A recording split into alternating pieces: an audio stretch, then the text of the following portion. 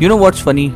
Every time I go to the airport, I end up playing this unintentional game, Spot the Indigo. And before I even finish my coffee, boom, there is one taxiing, another one taking off, and third one parked right beside it. It's like Indigo owns half the airport, and well, honestly, it kind of does. Indian airline Indigo is all set to dominate the skies. And Indigo, India's largest airline, is responding to the nation's burgeoning middle class and increasing international travel demand by significantly expanding its fleet and network. But that wasn't always the case. If you rewind a bit, say 15 or 20 years ago, flying in India was a luxury. People literally planned their air travels like weddings. Tickets were expensive, flights were delayed, and budget flying? That sounded like a joke. Then came this quiet player, no drama, no tall promises, just straight line. Will get you from point A to point B, on time, every time. And that's it. No fancy meals, no lounges, just efficiency. And that simple promise, it changed everything. So today, let's talk about how Indigo, this one airline, ended up flying more than half of the India's skies. Because this story isn't just about planes, it's about how smart strategy beat big names.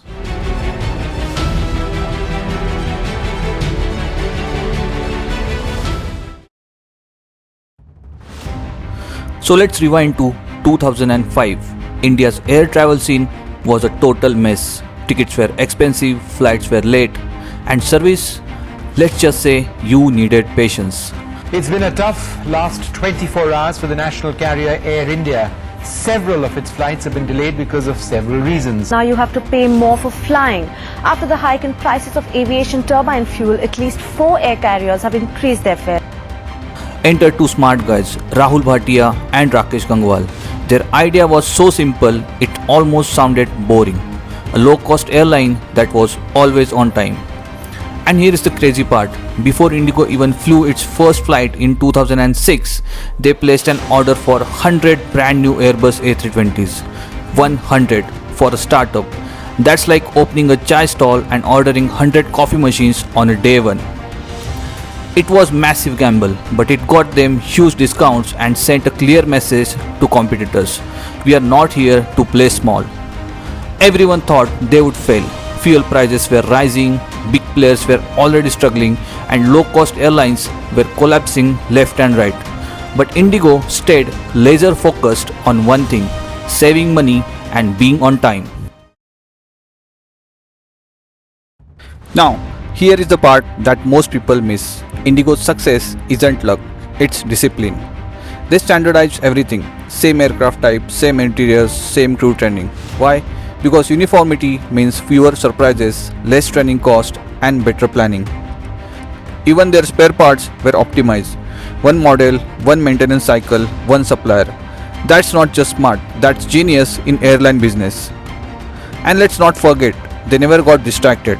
When others went into international luxury routes, Indigo kept saying, no, let's fix domestic first. They did not rush. But here is where it gets crazy. When you put that discipline into numbers, it's mind-blowing. That means Indigo could fly a seat almost 40% cheaper than most of its competitors. And when your costs are that low, even small profits per seat add up to massive totals when you are flying 1900 flights a day. Then there is turnaround time, their favorite word. For Indigo, it's like a Formula 1 pit stop, land, unload, reload, and take off again. Every minute that saved meant one more flight per aircraft per day. Multiply that across 350 planes and you are talking hundreds of extra flights a month without buying more aircraft. Indigo mastered the lease model, buying new planes at a discount, selling them to leasing firms and renting them back. Quick cash, no heavy loans, and a modern fleet. And with their deep partnership with Turkish Airlines for global connections, Indigo turned smart financing and smart alliances into serious growth. Now, they did not just save money, they built trust with those numbers. But the journey wasn't smooth. In their early years, Indigo ran into turbulence not in the air but on the ground. They clashed a few times with DGCA over slot allocations and crew duty regulations. The Aviation Ministry even questioned how they were expanding so fast without falling into losses. There's fresh trouble for Indigo. The DGCA has conducted a safety audit of the airline's operations. It's issued a show-cause notice allegedly over issues with the Pratt & Whitney engines. The Director General of Civil Aviation has grounded all Airbus A320neo aircrafts that use Pratt & Whitney engines. But Indigo handled all of it quietly. No drama, no press statements. They simply improved documentation, doubled down on staff training and automated scheduling before anyone else. That's how they earned the regulators' trust. While other airlines were collapsing under debt, Indigo stayed patient and profitable. Even during COVID, when global carriers were drowning in red, Indigo's balance sheet was one of the few still standing. And just look at their recovery. In financial year 2024, Indigo made a net profit of Rs 3,090 crore on revenue of Rs 68,500 crores. That's the highest ever in Indian aviation history. So how do they make money? Ticket sales? Only part of the story. The real engine is ancillary revenue, and Indigo has turned it into a science. Cheap base fares attract passengers, but add-ons bring in millions. But there is more to it than just charging for extras. Indigo has mastered pricing psychology. They keep base fares low to attract mass passengers, then offer options for convenience, comfort, and flexibility. This creates an impression of affordability while maximizing the profit.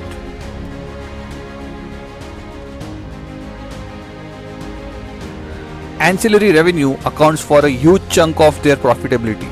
While competitors relied heavily on ticket sales alone, Indigo diversified revenue streams made them resilient during crisis. During fuel prices spikes or market downturns, their cash flow stayed strong, a lifetime competitors didn't have. Compare this to Kingfisher or Jet Airways, which offered free perks and lavish services. They could not sustain the cost, borrowed heavily, and eventually collapsed. The Jet Airways had cancelled all international flights, citing a lack of funds. Kingfisher has declared a partial lockout. The CEO met with the Director General of Civil Aviation to discuss safety concerns and other issues. Indigo, by contrast, kept things lean, predictable, and profitable. By 2012, Indigo overtook Jet Airways and Kingfisher, and by 2025, they hold almost 60% of domestic market. Ancillary revenue plus operational efficiency plus punctuality is equal to dominance.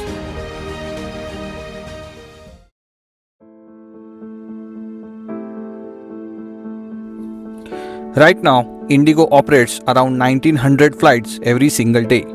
Think about that every minute somewhere in India an Indigo plane is either taking off or landing. That's sheer scale. They fly to 115 plus destinations, including 30 plus international routes. Their fleet isn't just big, it's young and extremely efficient. Over 350 planes in service and 900 more on order, including the largest Airbus A320s, A321 XLRs, and even plans for A350s and Boeing 787 Dreamliners for future long-haul services. Passengers notice the difference too. They don't get fancy lounges or complimentary perks, but punctuality, clean planes, reliable baggage handling, and fast check-ins make the experience seamless. And major reason for Indigo's dominance is how smartly they expanded across India. They did not just stick to metro cities, they built strong networks in key growing regions. Cities like Guwahati, Coimbatore, Ranchi, Nagpur and Mangalore became important connections in their system. By linking these cities with major hubs through frequent daily flights, they captured demand that other airlines were not focusing on. This strategy helped them cover 80 plus domestic destinations with over 1500 flights every day, giving Indigo a presence in almost every corner of the country. Financially, this operational discipline translates directly into profitability. Even with 1900 flights daily, Indigo keeps costs lean and revenue is maximized through ancillary services. This combination of scale, tech, fleet efficiency, and lean operations makes Indigo the undisputed king of the Indian skies today. So what's next? Indigo isn't content with 60% domestic market share. They are eyeing global dominance, but on their own terms. They have already ordered 500 plus Airbus planes, plus there are plans to bring Boeing 787 Dreamliners into the mix, combining range, efficiency, and passenger comfort in one package.